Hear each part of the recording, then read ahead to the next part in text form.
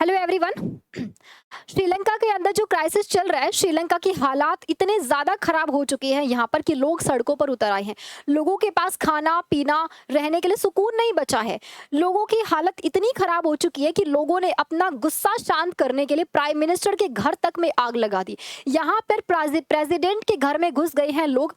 इस कदर पूरा तबाही मचा दी श्रीलंका के अंदर कि सबसे बड़ा मुद्दा आज के टाइम पर विश्व में यही बना हुआ श्रीलंका क्राइसिस। तो इस पूरी न्यूज को हम यहाँ पर समझेंगे कि क्या चल रहा है, क्योंकि आपके एग्जाम पॉइंट ऑफ व्यू से भी यहाँ पर काफी सारे सवाल हैं जो आपसे पूछे जा सकते हैं। देखिए, बात करते हैं यहाँ के प्राइम मिनिस्टर जो नए बनकर आए थे। अभी 2 महीने पहले ही महिंदा राजापक्षे ने यहाँ पर रिजाइन किया था। उसके बाद जो नए प्राइम मिनिस्टर बनकर आए थे जिनका नाम है रानिल विक्रमसिंघे, उन्होंने भी इस्तीफा देने की बात कर दी है। यहाँ पर कहा जा रहा है कि प्रेसिडेंट और प्राइम मिनिस्टर दोनों ही नजर नहीं आ रहे हैं, दोनों ही अंडरग्राउंड हो चुके हैं। यहाँ की हालात को वो नहीं काबू कर पा रहे हैं। आप देखोगे यहाँ पर ये जो स्थिति यहाँ पर बनी हुई है, ये घर किसका है? ये प्रेसिडेंट का हाउस है, प्रेसिडेंट होम है। यहाँ पर लोग इस प्रकार से घुस गए हैं, लोगों ने पूरे घर पे कब्जा कर लिया। ये देखो मतलब स्विमिंग पूल में नहा रहे हैं, पूरा एंजॉयमेंट चल रहा है इनका। तो पूरी तरह से स्थिति आउट ऑफ कंट्रोल हो चुकी है। प्राइम मिनिस्टर और प्रेसिडेंट के अंदर इतनी हिम्मत नहीं बची है कि वो सामने आकर शांति की अपील कर सके, लोगों से, लोगों को समझा सके कि शांत हो जाइए, सब ठीक हो जाएगा। एक होता है कि सांत्वना भरा एक मैसेज लोगों तक पहुंचाया जा सके ताकि सिचुएशन को थोड़ा कंट्रोल किया जा सके, लेकिन यहाँ पर प्राइम मिनिस्टर और प्रेसिडेंट के द्वारा ऐसी कोई भी स्टेटमेंट नहीं आई है। इनफैक्ट यहाँ पर यह तक बोला जा रहा है कि दोनों अंडरग्राउंड हो चुके हैं, कहीं नजर नहीं आए हैं। 13 जुलाई की बात करें, 13 जुलाई को इस्तीफा देने वाले हैं यहाँ के जो प्रेसिडेंट है गोटाबाया राजापक्षे। 5 जुलाई को लास्ट टाइम इन्हें देखा गया था पार्लियामेंट से बाहर निकलते हुए। उसके बाद से कहा जा रहा है कि ये यहाँ से भाग चुके हैं, या तो किसी देश में चले गए हैं या फिर वो किसी मिलिट्री कैंप में जाकर छुप गए हैं। लेकिन 5 जुलाई के बाद से ये कहीं भी नजर नहीं आए हैं। ये साफ साफ स्टेटमेंट है जो कि यहाँ पर दी गई है। इनका कोई अता पता नहीं है, ना ही तो प्राइम मिनिस्टर या फिर ना ही तो प्रेसिडेंट का। लोगों का गुस्सा इस कदर फूटा हुआ है यहाँ पर, लेकिन सबसे ज्यादा जो गुस्सा है वो राजापक्षे फैमिली से है, क्योंकि काफी लंबे समय से राजापक्षा फैमिली है जो कि श्रीलंका के ऊपर काम कर रही थी, श्रीलंका पर राज कर रही थी। यहाँ पर जो सरकार है वो राजापक्षे फैमिली की काफी साल से चली आ रही है। महिंदा राजापक्षे जो कि 2005 से लेकर के 2015 तक ये बने हुए थे, 2015 तक, इसी टाइम पर ये चाइना के काफी क्लोज थे। तो चाइना के साथ में हमारे जितने भी प्रोजेक्ट साइन हुए, श्रीलंका के जितने भी प्रोजेक्ट साइन हुए हैं, उनमें से ज्यादातर में इन्हीं का हाथ है। इसी वजह से लोगों का जो गुस्सा है वो सबसे ज्यादा महिंदा राजापक्षे पे है, ना कि जो नए प्राइम मिनिस्टर बनकर आए हैं रानिल विक्रमसिंघे, क्योंकि उन्हें तो आए सिर्फ 2 महीने हुए हैं। राजापक्षे फैमिली सालों से यहाँ पर काम कर रहे श्रीलंका के अंदर। गोटाबाया राजापक्षे जो प्रेसिडेंट है, ये आपके एक्स मिनिस्टर रह चुके, ये मिनिस्टर रह चुके, सभी क्या है, ये राजापक्षे फैमिली है। लोगों की नाराजगी इससे सबसे ज्यादा है। तो फिलहाल आप देखोगे लोगों की नाराजगी को शांत करने के लिए सरकार यहाँ पे कुछ भी नहीं कर पा रही है। इनफैक्ट जो यहाँ पर क्राइसिस चल रहा है उसको लेकर के श्रीलंका के जो यहाँ पर स्पीकर हैं, जैसे कि हमारे देश में लोकसभा के स्पीकर हैं ओम बिरला जी, ठीक उसी प्रकार से श्रीलंका के स्पीकर ने ऑल पार्टी मीटिंग बुलाई है, क्योंकि फिलहाल यहाँ पर कोई सिंगल पार्टी नहीं बची है जो इस सिचुएशन को कंट्रोल कर सके, जो श्रीलंका की हालात को काबू कर सके, लोगों से बात कर सके, शांति की अपील कर सके। तो स्पीकर ने क्या किया है, ऑल पार्टी मीटिंग बुलाई है और 4 पॉइंट्स है जो यहाँ पे रखे हैं। और इन 4 पॉइंट्स में सबसे पहले देखो स्पीकर ने क्या अनाउंस किया है।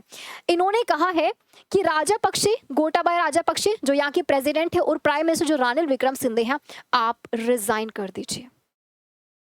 खुश हैं दोनों, ठीक है। उन्होंने पहले ही हाथ खड़े कर रखे कि भाई हमारे बस की बात नहीं है, अब श्रीलंका को कंट्रोल करना, यहाँ के लोगों को समझाना हमारी बस की बात नहीं है, जो ये क्राइसिस है हम इसे कंट्रोल नहीं कर सकते हैं। तो उन्होंने साफ साफ कह दिया ठीक है हम रिजाइन कर देंगे। उसके बाद सेकेंड पॉइंट स्पीकर ने कहा है कि अब एज ए एक्टिंग प्रेसिडेंट काम करने वाले हैं कौन, खुद स्पीकर यहाँ पर एज ए एक्टिंग प्रेसिडेंट काम करेंगे।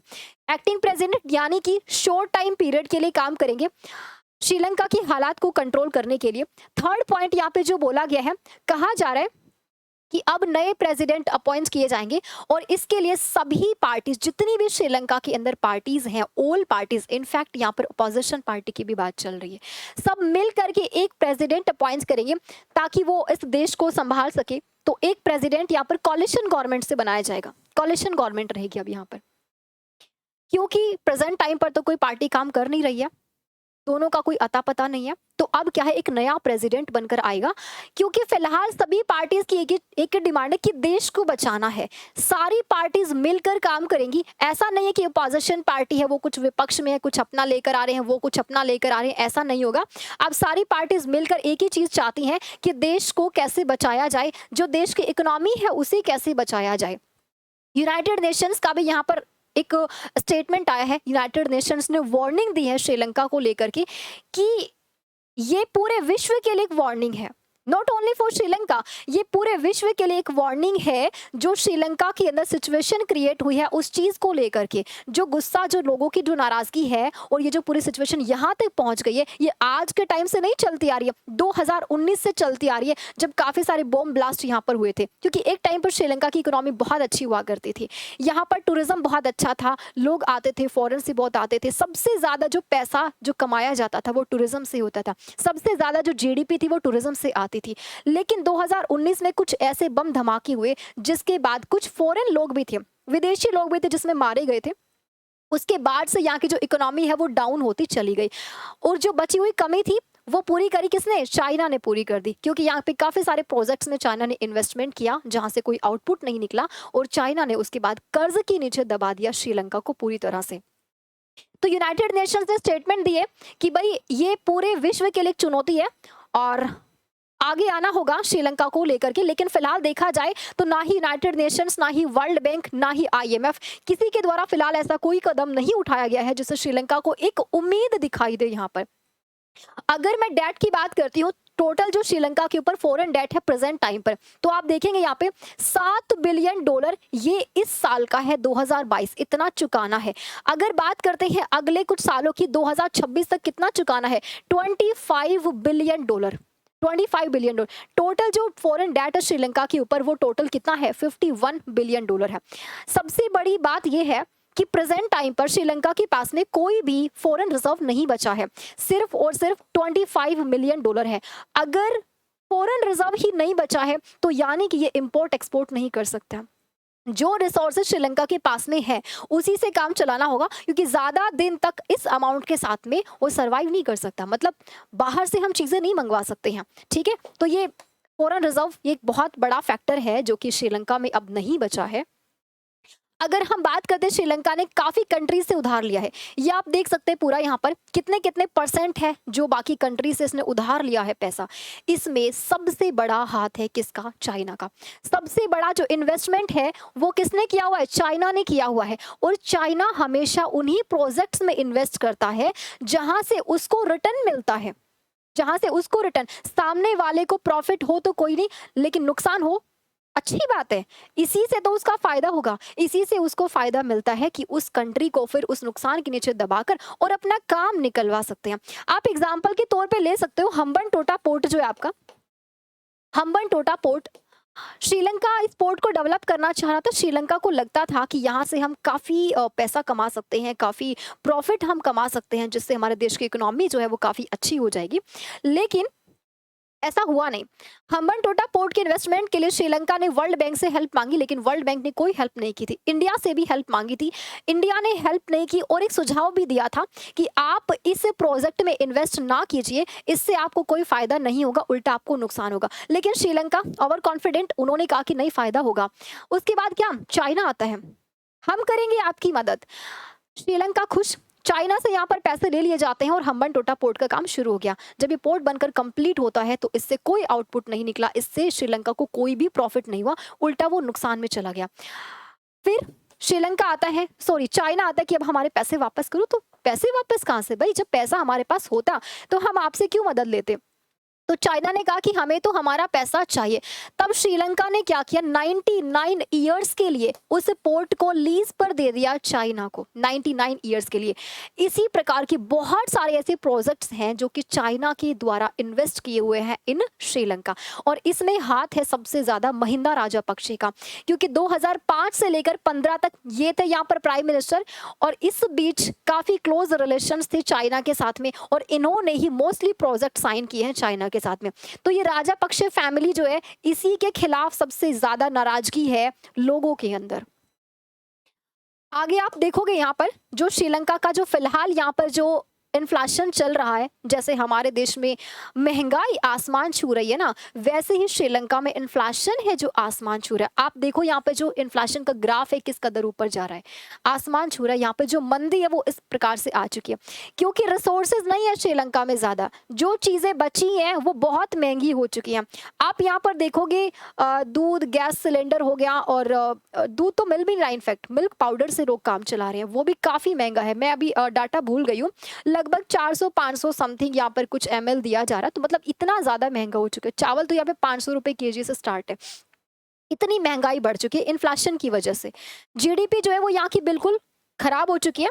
आज से 6 महीने पहले की अगर मैं बात करती हूँ तो श्रीलंका की जो करेंसी थी, $1 इज इक्वल टू 200 श्रीलंकन रुपी था, श्रीलंकन रुपी था, जो कि आज के टाइम पर कितना हो चुका है, $1 इज इक्वल टू कितना, 363.15 श्रीलंकन रुपी हो चुका है। यानी कि जो करेंसी है श्रीलंका की, वो आप देख सकते हैं कितना डाउन चली गई है। यहाँ की जो करेंसी है वो इतना डाउन जा चुकी है। श्रीलंका की बात करते हैं। नेक्स्ट देखो, यहाँ पर बोला जा रहा है कि आगे चलकर अब क्या होगा भाई। अब श्रीलंका में क्या होगा, अब होगा क्या, अब यहाँ पर सारी पार्टीज मिलकर के एक प्रेसिडेंट अपॉइंट करने वाली हैं। अब वही प्रेसिडेंट होंगे जो कुछ कर सकते हैं। एक और चीज यहाँ पर बोली जा रही है, आईएमएफ ने भी एक स्टेटमेंट दिया है। आईएमएफ ने कहा है कि हम आपको बेल आउट पैकेज देंगे। ये जो बेल आउट पैकेज रहेगा वो $2 बिलियन का हो सकता है, बिलियन पैकेज, इतना पैकेज जो है वो आईएमएफ ने अनाउंस किया है कि श्रीलंका के लिए दिया जाएगा, ताकि यहाँ पर थोड़ा सा सिचुएशन को कंट्रोल किया जा सके। इंडिया की बात करते तो इंडिया ने काफ़ी हेल्प की है श्रीलंका की। इंडिया की बात करते, $1 बिलियन का लाइन ऑफ क्रेडिट इंडिया ने दिया था, एक बार नहीं ये 2 बार दिया जा चुका है। इसके अलावा भी $5 मिलियन का अमाउंट है जो हम दे चुके हैं। ये लाइन ऑफ क्रेडिट हमने दिया था, ये अमाउंट हम दे चुके हैं श्रीलंका को, ठीक है। इसके अलावा हमने यहाँ पर कुछ इम्पोर्ट, फ्यूल को लेकर के भी इम्पोर्ट किया था कुछ, और फूड भी हमने इम्पोर्ट किया था। इनफैक्ट चावल है जो काफ़ी बड़ी मात्रा में हमने सप्लाई किया था किसको, श्रीलंका को। इंडिया ने अपनी तरफ से काफ़ी हेल्प की है। तो ये तो आईएमएफ होगा। एक उम्मीद है जो आईएमएफ से लगाई जा रही है कि वो कुछ हेल्प करेगा श्रीलंका की। साथ ही साथ एक और चीज़ यहाँ पर सामने आई है, जो वर्ल्ड फूड प्रोग्राम है, वर्ल्ड फूड प्रोग्राम के जो हेड है वो अभी विजिट करने वाले हैं श्रीलंका के अंदर, और उनसे भी कुछ नेगोशिएट किया जाएगा यहाँ पर, वो भी कुछ हेल्प करेंगे श्रीलंका की। लेकिन सवाल ये आता है कि क्या वो विजिट कर पाएंगे, कहीं ऐसा ना हो कि उनकी विजिट कैंसिल हो जाए, बिकॉज प्रेजेंट टाइम पर श्रीलंका के अंदर लोगों का जो नाराजगी है, जो गुस्सा है, वो किसी के लिए भी खतरनाक साबित हो सकता है। तो हो सकता है कि यहाँ के सिचुएशन को देखते हुए ये विजिट कैंसिल हो जाए। तो इस वक्त श्रीलंका की ये उम्मीद आईएमएफ, वर्ल्ड बैंक से बनी हुई है कि वो कुछ यहाँ पर कर सकते हैं। सो गाइज, ये थी पूरी न्यूज़ श्रीलंका से रिलेटेड। आप देखा आपने श्रीलंका में क्या चीज़ें चल रही हैं, ये आज से नहीं चल रही है, पिछले 2019 से भी पहले से चले, लेकिन 2019 के बाद से जो सिचुएशन है वो यहाँ पर ज़्यादा खराब होनी स्टार्ट हो गई है। एग्जाम पॉइंट ऑफ व्यू से बहुत सारी चीज़ें हैं जो यहाँ से इंपॉर्टेंट रहेंगी, वो हम एक बार क्विज क्वेश्चंस में भी मैं आपको करा दूंगी। बाकी आप लोगों ने देखा ये पूरी न्यूज़ को, ठीक है। सो मिलते हैं एक नेक्स्ट वीडियो में। करंट की जो भी अपडेट्स रहेंगे उसको जानने के लिए आप हमारे चैनल को सब्सक्राइब कर सकते हैं। Thank you so much, all the very best.